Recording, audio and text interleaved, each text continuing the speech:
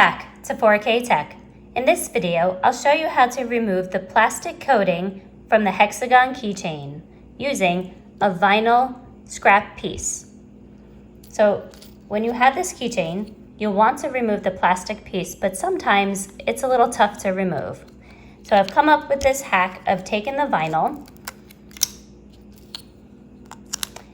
and rubbing it on the plastic part of the keychain to remove the film.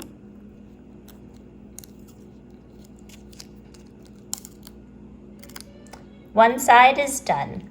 Now we'll do the other side. This should come off of the vinyl pretty easily. So I can reuse this side here.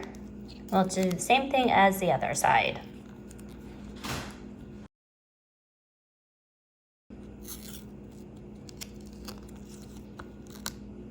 And there you go. I hope this tip has been helpful. Thank you for watching.